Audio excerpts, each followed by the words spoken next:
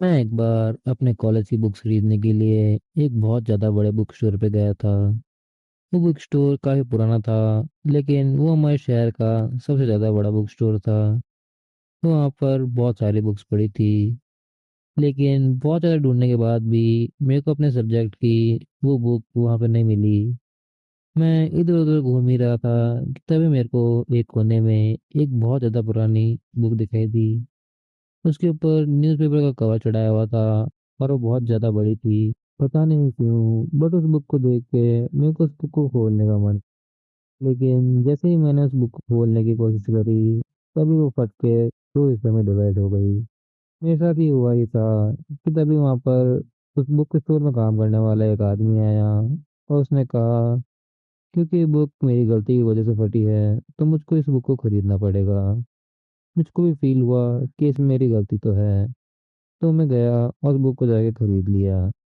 बहुत ज़्यादा पुरानी होने की वजह से वो बुक मेरे को काफ़ी सस्ते में मिल गई। कुछ देर बाद मैं उस फटी हुई बुक के साथ उस बुक स्टोर से बाहर निकला और जल्दी अपने हॉस्टल पहुंच गया। वहां जाकर मैंने उस बुक को एक कोने में रख दिया।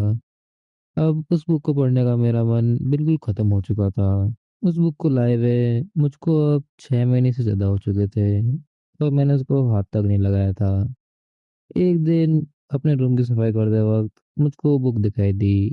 वो अभी तक उस थैली के अंदर ही थी जिसमें मैं उसको लेके आया था। उस टाइम मेरे पास पढ़ने का कुछ था नहीं, तो मैंने सोचा कि क्यों ना इस बुक को ही पढ़ लिया जाए। मैं बैठा और उस बुक को पढ़ना शुरू करा। उस बुक में कई सारे भूतों के बारे में बताया गया था और उसके साथ ही उन भूतों को बुलाने के तरीके के बारे में बताया गया था। उसमें ज़्यादा कुछ इंटरेस्टिंग था नहीं, क्योंकि ज़्यादातर भूतों को बुलाने के तरीके बहुत ज़्यादा कॉम्प्लेक्स थे और उनके लिए आपको बहुत ज़्यादा तैयारी करके रखनी पड़ती थी। लेकिन जब मैं आधी बुक तक पहुंचा, तब मैंने देखा कि एक तरीका जो कि बहुत ज़्यादा आसान था। उसके लिए आपको बस रात के 2 से 3 बजे के बीच में आईने के सामने जाके खड़ा हो जाना है। आपको उस आईने में तब तक देखना है जब तक आपको अजीब फील नहीं लगता। अजीब मतलब आपको ठंड लगने लगेगी, बहुत ज़्यादा ठंड। आपको टेम्परेचर डिफरेंस फ़ील नहीं होगा, बट आपकी रीढ़ की हड्डी तक जम चुकी होगी। जैसे ही आपको ये फ़ील हो, तभी से आपको काँच में अपनी आँखों में आँखें डाल के कहना है, शो योरसेल्फ टू मी। उसके बाद के पन्ने फटे हुए थे, तो मैं आगे कुछ पढ़ नहीं पाया। मैंने रात के 2 बजे की अलार्म सेट करी और सोने चला गया। मेरी नींद किसी के नॉक करने से खुली। टाइम देखने पर रात के 12 बज रहे थे। कोई रात के 12 बजे मेरे डोर पे क्यों ही नॉक करेगा। बट धीरे-धीरे वो नॉकिंग बहुत ज़्यादा तेज़ हो रही थी और बाहर से किसी की मदद माँगने की आवाज़ आ रही थी। जब मैंने गेट खोला, तो एक आदमी खून से लथपथ मेरे सामने आके गिर गया। मैंने उसको जल्दी एक चेयर पे बिठाया और फर्स्ट एड किट लेने के लिए दूसरे कमरे में भागा। जैसे ही मैं फर्स्ट एड किट लेके आया, मैंने देखा वहाँ पे कोई भी नहीं था, लेकिन मेरा पूरा फ्लोर खून से भर चुका था। मैं फ्लोर देख ही रहा था कि तभी मेरे को अपने कमरे के कांच पर एक बहुत ज़्यादा अजीब सा कागज़ चिपका हुआ मिला। वो मानो खून से ही चिपकाया हुआ हो। जब मैं इसको पढ़ने की कोशिश करी, तो इस पे लिखा हुआ था कि ये रिचुअल करने के बाद तुमको रात को किसी के नॉक करने की आवाज़ आएगी, कुछ भी हो जाए, बट वो गेट मत खोलना। उस पन्ने में ये भी लिखा हुआ था कि वो चीज़ तुम्हारी मदद माँगने की कोशिश करेगी। वो किसी की भी आवाज़ ले सकती है और कुछ भी कर सकती है। वो बहुत रोएगी, चिल्लाएगी और तुमको गेट खोलने पर मजबूर करेगी। लेकिन तुमको किसी भी हालत में उस गेट को नहीं खोलना है।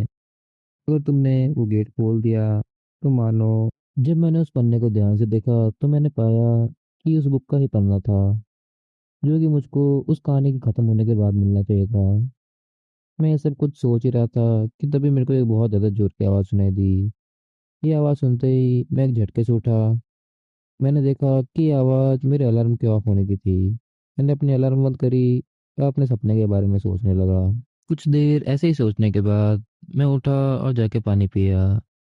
फिर मैं अपनी खिड़की के पास गया और कर्टेन्स डाल दिए, जिससे कि मेरे कमरे में एकदम अंधेरा हो चुका था। फिर मैं जाके अपने आईने के सामने जाके खड़ा हो गया और अपनी आंखों में आंखें डाल के खुद ही को घूरने लगा। कुछ 15 मिनट बाद मेरे को बहुत ज़्यादा अजीब लगने लगा। कुछ देर आईने में देखने के बाद मेरे को लगा कि मेरे को कोई देख रहा है, बट मैंने उस चीज़ पे तो ध्यान नहीं दिया। कुछ ही देर बाद मेरे को बहुत ज़्यादा ठंड लगने लगी। ठंड मेरे को फील नहीं हो रही थी, बट ऐसा लग रहा था कि वो ठंड मेरे अंदर से आ रही हो। मेरे को कुछ ऐसा फील हो रहा था जैसे कि मेरे शरीर का सारा खून जम चुका हो। आईने में देखते देखते मुझको ऐसा लगने लगा जैसे कि मेरी परछाई ने मेरे साथ मूव करना बंद कर दिया हो। चेक करने के लिए मैंने अपना सर लेफ्ट में मोड़ा, बट मेरी परछाई मेरे साथ मूव नहीं करी। मेरे को लगा कि अभी टाइम है, तो मैंने जोर से चिल्लाया, कहा, show yourself to me. ऐसा दो तीन बार कहने के बाद वो मेरी परछाई बहुत जोर से हंसने लगी और वो आईना टूट के गिर गया। मुझको कुछ नहीं पता था मेरे साथ अभी भी क्या हुआ है, बट मैं बहुत ज़्यादा डर चुका था। मैं अपनी जगह से हिल तक नहीं पा रहा था। थोड़ी देर बाद मैंने हिम्मत करी और बहुत आराम से चल के अपने बेड तक गया। वहाँ जाकर मैंने टाइम देखा तो रात के कुछ 2:30 बज रहे थे। कुछ देर ऐसे बैठे रहने के बाद मैं अपने पलंग पे ही लेट गया और सोचने लगा कि मेरे को अब क्या करना चाहिए। तभी मुझको उस बुक के बारे में याद आया। जब मैंने उस बुक को ध्यान से पढ़ा तो उसमें लिखा हुआ था कि रिचुअल करने के बाद मेरे को 5 बजे तक सरवाइव करना है। मेरे को थोड़ा अच्छा फील हो रहा था क्योंकि अभी तक मेरे साथ कुछ नहीं हुआ था कि तभी मेरे गेट पे बहुत ज़्यादा जोर जोर से नॉक होने लगी। उस नॉकिंग के साथ ही मेरे को किसी की हेल्प मांगने की आवाज़ आ रही थी। ध्यान से सुनने पर मैंने पाया कि आवाज़ मेरे दोस्त की थी, जो कि मुझको गेट खोलने की रिक्वेस्ट कर रहा था। बट मैं गेट नहीं खोल सकता था, एटलीस्ट जब तक 5 नहीं बज जाते। धीरे धीरे वो आवाज़ कम होने लगी और मेरे को किसी गिरने की आवाज़ आई। जैसे ही मेरे को गिरने की आवाज़ आई, मेरे गेट के नीचे से खून बहने लगा, बहुत ज़्यादा खून। धीरे धीरे वो खून फैल कर मेरे पूरे फर्श पर फैल गया। मैं उठा और भाग के गेट खोलने ही वाला था कि मेरे को उस पन्ने पे लिखी हुई बात याद आई। उस पन्ने पे लिखा था कि वो चीज़ हमारा गेट खुलवाने के लिए कुछ भी कर सकती है। तभी मेरे को अपनी खिड़की से भी नॉकिंग की आवाज़ आना शुरू हो गई, क्योंकि मेरी खिड़की पर कर्टेन डाले हुए थे तो मेरे को कुछ भी दिखाई नहीं दे रहा था। लेकिन वो नॉकिंग की आवाज़ इतनी ज़्यादा तेज़ थी कि मुझको पता था अगर मैंने इसको नहीं रोका तो मेरी खिड़की तोड़ के अंदर आ जाएगी। कुछ ही देर बाद मेरी ये बात एकदम सही साबित हुई, क्योंकि मुझको अपनी खिड़की के क्रैक होने की आवाज़ साफ साफ सुनाई दे रही थी।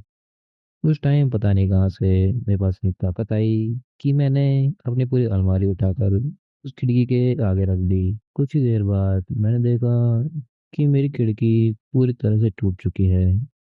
कांच के टुकड़े मेरी अलमारी के आसपास बिखरे पड़े हैं। अब वो आवाज़ मेरी खिड़की से नहीं, मेरी अलमारी से आ रही थी। वो बहुत ज़ोर ज़ोर से नॉक कर रही थी। मैं इन सब चीज़ों से बहुत ज़्यादा परेशान हो चुका था। तो मैंने चिल्लाते हुए कहा कि तुम कौन हो और तुमको क्या चाहिए।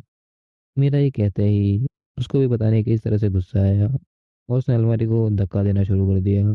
पता नहीं वो चीज़ क्या थी, बट वो जो भी चीज़ थी वो बहुत ज़्यादा ताकतवर थी, क्योंकि उसके धक्का देने से मेरी पूरी अलमारी हिल रही थी। उसको पता था कि अगर मैंने कुछ नहीं करा तो कुछ ही देर में मेरी अलमारी गिर जाएगी और वो चीज़ मेरे कमरे के अंदर आ जाएगी। तो मैं भाग के गया और अपनी अलमारी को दूसरी साइड धक्का देने लगा।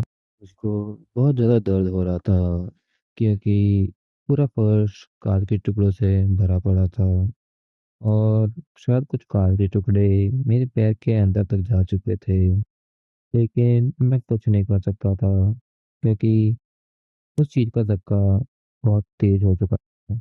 जैसे ही मेरे को लगा कि मैं अब गिरने वाला हूँ, तभी मैंने देखा कि घड़ी में 5 बज चुके हैं। वो चीज़ जो वहाँ से जा चुकी है। मैं इस सब चीज़ों से बहुत ज़्यादा थक चुका था, तो मैं ध्यान से अपने पलंग पर गया और अपने पैर से कार के टुकड़े निकालने लगा। मेरे पैर से बहुत ज़्यादा खून बह रहा था, तो मैंने फर्स्ट एड किट से अपनी पट्टी करी और जाकर अपने पलंग पर सो गया। बहुत ज़्यादा थकावट की वजह से जल्दी मेरे को नींद आ गई। मेरी नींद करीब 7 बजे खुली। मेरे कमरे में बहुत सारे लोग भरे पड़े थे और उनमें बहुत सारे पुलिस वाले भी थे। मैं ये सब देख के बहुत ज़्यादा कंफ्यूजन में था। मैं उठा, उनसे पूछने लगा कि वो यहाँ क्या करने आए हैं। तभी एक हवलदार आया और उसने मुझको हथकड़ियाँ पहनाई। जब मैं बाहर निकला तब मुझको पता चला कि मेरे ऊपर मेरे दोस्त को मर्डर करने का इल्जाम लगाया गया है। का मर्डर एक कांच के टुकड़े से हुआ था और वो कांच का टुकड़ा मेरे कमरे में पड़ा था। जब मैंने अपने कमरे को देखा तो वो एकदम नॉर्मल था, जैसे कि पूरी रात वहाँ पर कुछ हुआ ही ना हो। लेकिन जब पुलिस वाले मुझको अपने दोस्त के कमरे में लेके गए, वो एकदम वैसा दिखाई दे रहा था जैसा कि मेरा कमरा रात को था। कांच के टुकड़े हर तरफ बिखरे हुए थे और वहाँ पर लड़ाई के साफ निशान दिखाई दे रहे थे।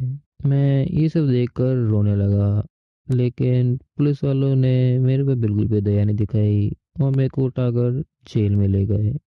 कोर्ट ट्रायल में भी मैं ही गिल्टी मिला, क्योंकि उस कांच के टुकड़े से जिससे उसका मर्डर हुआ था उसके ऊपर मेरे ही फिंगरप्रिंट थे।